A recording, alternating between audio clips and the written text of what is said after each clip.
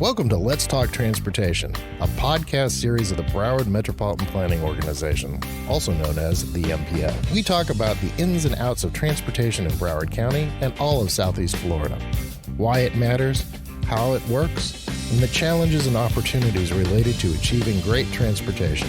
I'm your host, Greg Stewart, Executive Director of the MPO, and I'm joined by Rufus James, Airport Director at the Fort Lauderdale Executive Airport. Well, how are you doing today, Rufus? I'm doing very well. It's pretty awesome, and we really appreciate you being on. Today, I'm going to actually go through like a little bit of an oral history of where we are today, so that way in the future, people will know how we got to where we are and how things progressed. You came to the airport, I want to say, what was it? How many years ago? Almost 25 years ago, come August 2024. Started 1999. So you were 5. I'm often told that, yeah. But so you started in 1995. That's really awesome. So you must have seen a lot of growth and change. Yes, definitely a lot of growth and change. You know, one of the first things that I encountered when I came here at the airport was the downtown helistop, the Fort Lauderdale downtown helistop, which is located in the heart of downtown. Right. Sits above the City Park Mall garage. And we were just on the tail end of completing that. Got it completed, still had some other outstanding issues, but by 2002, we did a ribbon cutting ceremony, and with that facility allows helicopter operators to land, park for up to 4 hours, conduct business in the downtown area, and then get back on the helicopter, return to their home location. So I remember when that was going on. Like I worked in the government center at the time, and I had one of the few windows that faced out that actually looked towards the parking garage there. Right.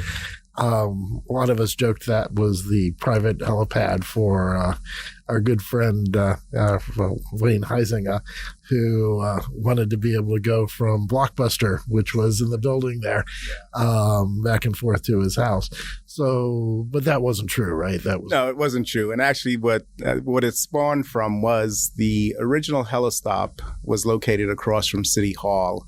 Between City Hall and the one-stop shop there. Right. Okay. And so the difficult thing with that facility was all the cables that ran from pole to pole. So for helicopter operators, it was real tricky. It was very tricky. And, you know, obviously realizing the need to have that facility, we identified that location. And yes, there was some support, or a lot of support from Mr. Huizinga. And he was a real great sponsor for a lot of the things. Yes, definitely so. And, you know, obviously we had to go through a process to get that funding and so forth. Needless to say, it took too long. So he built his own facility on his building. But obviously it's a public use facility. Right. There's no cost to land, no cost to park. And it's just a great economic engine for businesses in the area. So the airport, basically, where you're doing that project, and I would imagine still to the day, as any new building goes into downtown, I guess you have to be considered how do they land there, right? The landscape has changed drastically. Yeah. And again, when I came on board in 1999, it was the Las Olas Towers.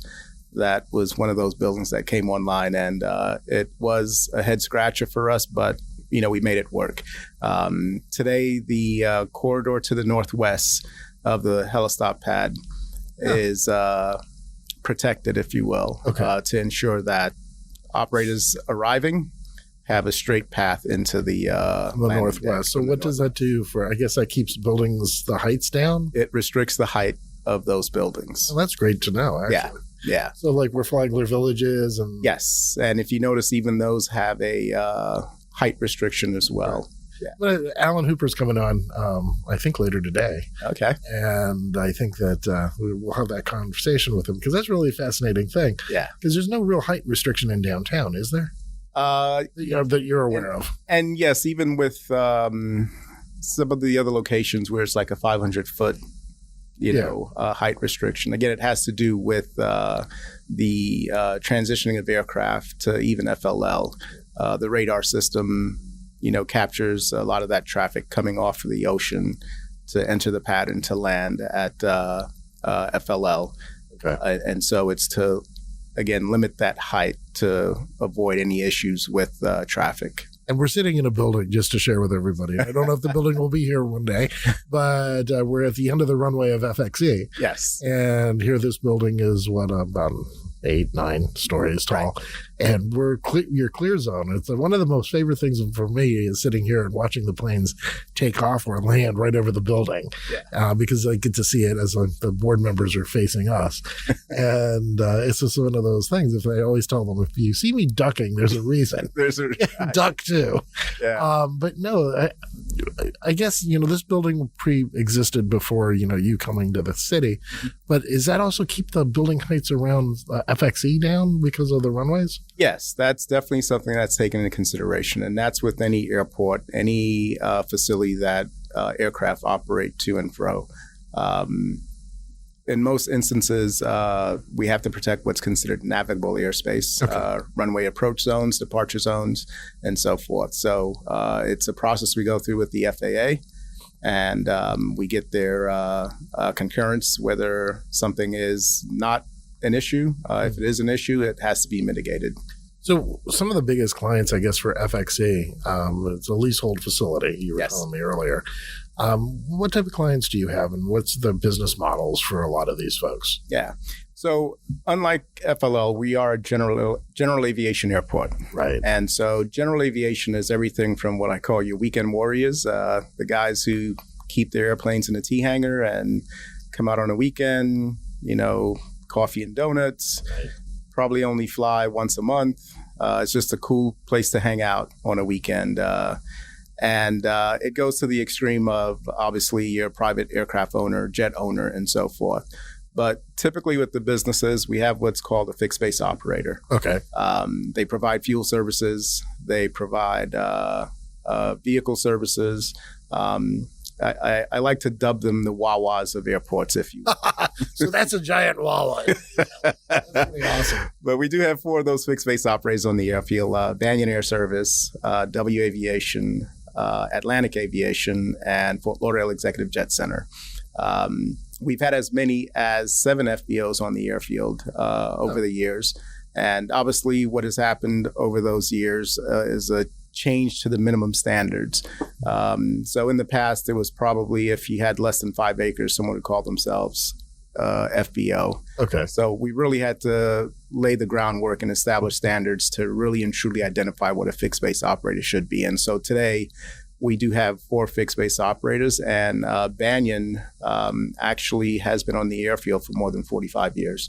Wow. So basically started from, a small hangar to what they are now as a major FBO, not just here in the airport, but also in the country. Well, and the businesses around the airport, and because I've been down here most of my life, when this particular building was built, it was a guy named James Knight from Boca Raton, and he built this. I went to high school with his son. Wow. And I remember coming here when it was under construction, and we would take the construction elevator outside, up as high as we could get it, and then we would sit there and watch the planes take off and land. Yeah. It was really fascinating. All right. I could never run an airport, but, I did see one. That said, there's a lot of really cool things that you realize that happened to FXE over the years.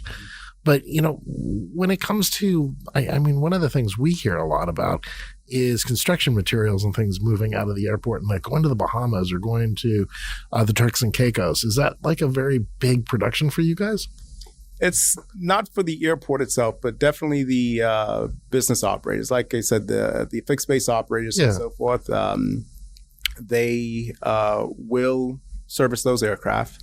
And those items that are going to the Bahamas will be delivered to their facility to load on that aircraft. I can share with you, I believe it was Hurricane Dorian that battered the Bahamas. When there was a need to get supplies to those who were affected greatly. I know Banyan Air Service pretty much opened their doors to allow a lot of those supplies and goods get transported to the Bahamas. And so, it was a disruption to their business. Right. But out of the kindness of their heart, they, realized there was a need. And so they provided a hangar to store a lot of those items. And as the airplanes went back and forth, it was, loaded with those items. I think that's really, when you look at how we help our fellow people, we're all here in the South, in South Florida, basically. Even the Bahamas are, just a spit away. We're all part of one big family. The immigration location that's there, I remember when you had the grand opening of that facility. Clearly you were all involved with that. Can you tell me a little bit about that too? Yeah, certainly. And that has some history behind it. Going back to the 1970s, Customs and Border Protection was a side-by-side trailer. It was two officers, and realizing the importance of Customs and Border Protection as things got more busier at FLL, we moved into an actual building that was about 1,200 square feet. When I came on board, there was several discussions of expanding that building, and that took some time. But we finally were able to get the standard for what that building should be. Okay. And we started the process to get it constructed. And what was interesting is at that time, the airport was probably number 2 or number 3 in the country for customs clearing as a general aviation airport. So we went from that 1,200 square foot facility to an 8,000 square foot facility. Wow. Essentially broke the mold for what the standard should be for general aviation airports, customs buildings. Yeah. And today we are number 1 in the country for busiest customs clearing facility as a general aviation airport. That's really cool. Yeah. So what was number 1 back then? FLL on the south side, Shelter Air, where their facility was. And is that because of stuff going back and forth with the Bahamas directly, or several things actually? Again, when I started here, the standard operating time was from 8 to 5. Okay. And we realized that a lot of the operators who came here would then, after 5 o'clock, go to FLL. Okay. Have to shut down, go through that process, get back on the plane, fire up the engine, get into the pattern to come and land here at their home base. So we requested an extension of hours to Customs and Border Protection. Right. And we went till 9 p.m. So we got that, tried it out for a few months. They said, okay, yes, we see the numbers. You have extended hours. In 2015, I realized that we needed more hours and made the request to have it go till midnight. And they extended the hours to midnight. So now we're open from 8 in the morning till midnight, 12 a.m. So as an economic engine, really, you guys are just driving Southeast Florida. It really is an economic engine. FDOT does a economic impact study every year of all the airports in the state. There's about 129 airports from, again, your small grass strip to your major FLL, Miami, Orlando, and so forth. Right. And that's done every 4 years. In 2014, when it was done, it was $839 million economic impact, 5,000 jobs. In 2018, when it was done again, we went to 2.1 billion economic impact. Wow. And 12,000 jobs. It was completed last year. It jumped to $3.9 billion economic impact and 23,000 jobs. So in the last 10 years or so, you've seen that economic impact grow significantly. The funny thing is, we had Mark Gale on the other day, and we were talking about the economic impacts of FLL, and then it's just like, it made me think about what you've been doing out there, and the very cool and I guess what would you say, covert. No one knows it's happening, but it's happening, and I think that's really cool. Yeah. I mean, you must be. Did you grow up down here, or are you from? No. I'm originally from St. Lucia, small island in the Caribbean. Been there, love that. Good to hear that. And migrated to the United States when I was about 5 years old. Okay. Lived in New York for a few years. Got tired of that lifestyle. My parents and we... Old. Yeah.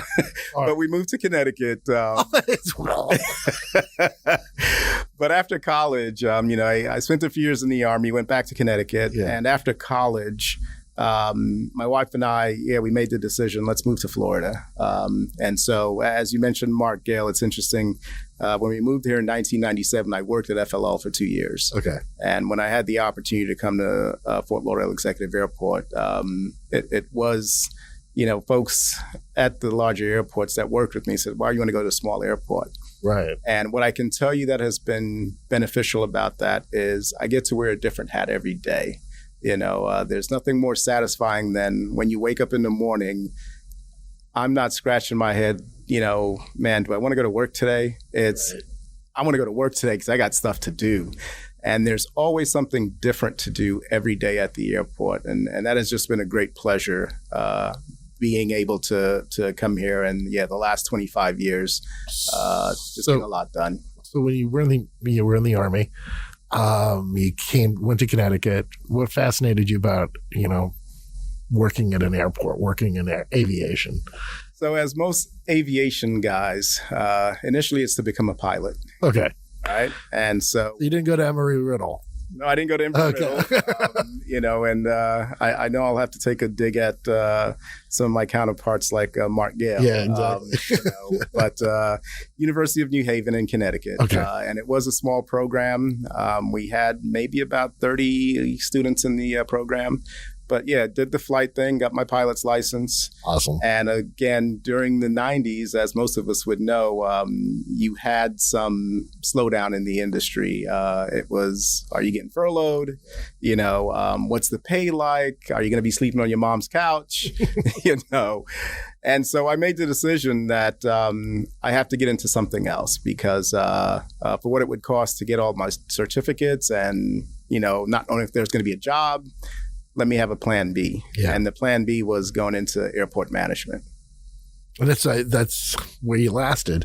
Yes. It's really kind of cool that you do that. I mean, it worked out perfectly, I can say. And I'm grateful for the opportunity that I've had with it. And I've been enjoying it ever since. Well, 25 years in the system, that's a long time too. You and I both are, I guess, vested, they want to say, which is kind of neat. So where do you think you see the FXE going? Mm-hmm. I mean, as this huge powerhouse of the region. I mean, what do you see? Where are you going to take it? And then when are you going to hand it off? And where would you like your successor to take it? Yeah. No, well, one of the things that I take great pride in is the mission statement of the airport, which is to attract businesses to the area, help those businesses prosper, and be a benefit to the community.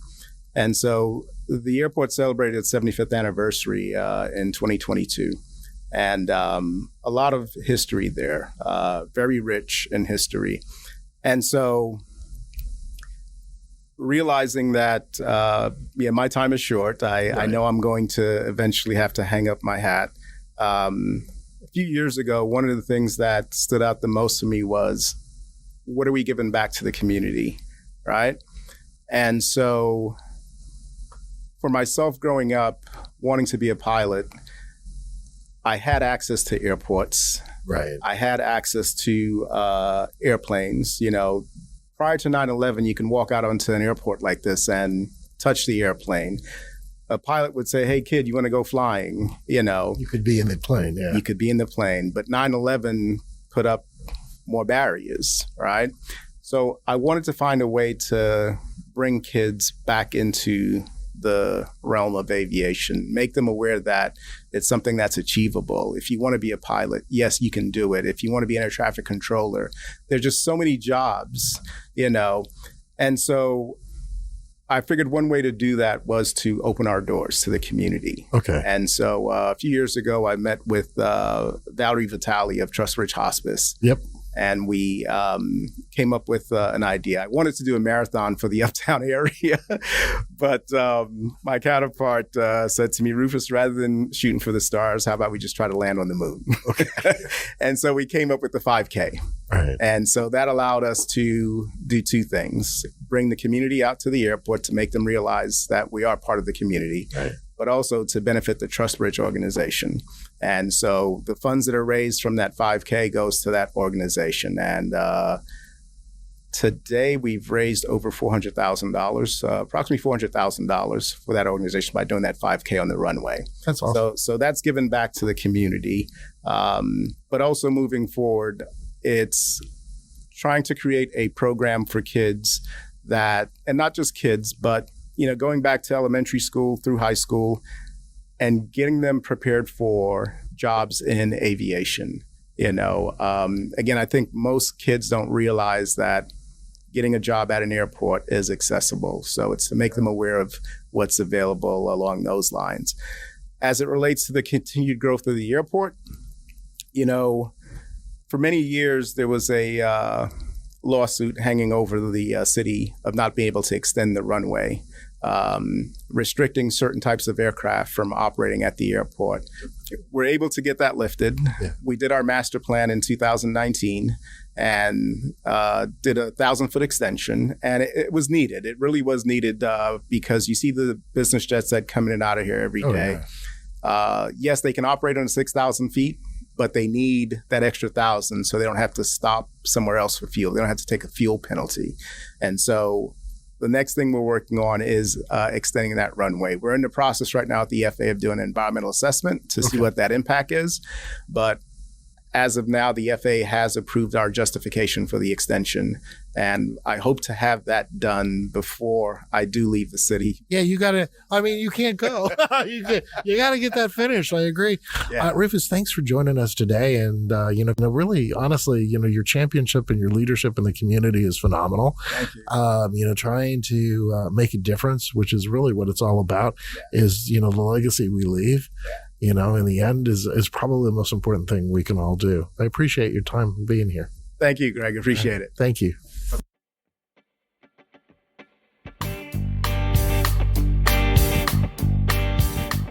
The Let's Talk Transportation podcast is produced by the Broward MPO, where every day we fund and implement projects that move people and goods, create jobs, and strengthen communities. Learn more at browardmpo.org and follow us on Facebook, Instagram, and LinkedIn at Speak Up Broward. If there is a transportation topic you'd like to know more about, let us know by sending an email to info@browardmpo.org. The views expressed by guests are their own, and their appearance in the program does not imply an endorsement of them or any entity they represent. Views and opinions expressed by MPO employees are those of the employees and do not necessarily reflect the view of the MPO or any of its officials. For complaints, questions, or concerns about civil rights or non-discrimination, or for special requests under the Americans with Disabilities Act, please contact Carl Ema, Title VI Coordinator, at 954-876-0052 or EMAC at browardmpo.org.